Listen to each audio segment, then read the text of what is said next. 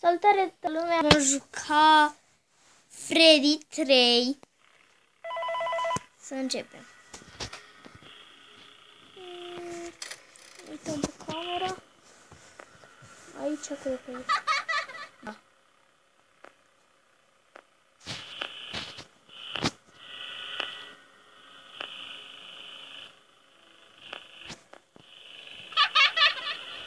Și aici era.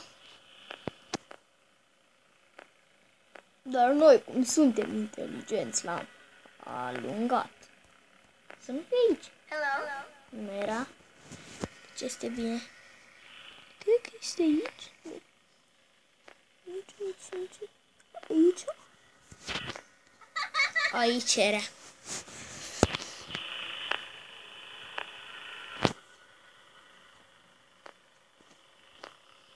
Aici. Hi. Ce este bine, Raul. Cred că aici este. Dar o să dăm aici. Să fii singur că nu este acolo. Și tot aici dăm. A fost să nu fie cumva acolo. O să-i țupă? Și era aici.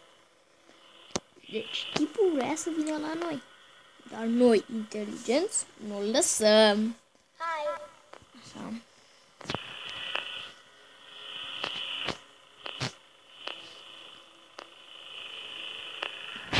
Hi. O, nu să-l fiu undeva. Uite-l, acolo. Hi. Nu era. Și unde poate să fie? Uite tu. Aici era, deci. A plecat. Da, a plecat.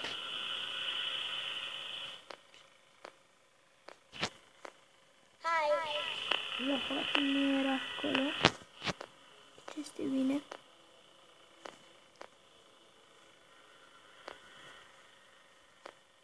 Hello.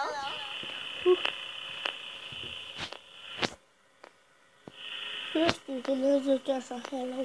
Cine? Copilul ăla cu balon. Hello. Vezi? Și spune Freddy, știi? Ce Freddy? Hello.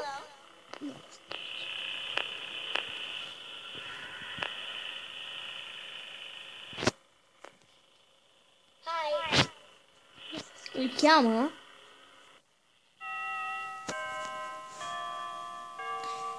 Și am reușit să trecem noaptea.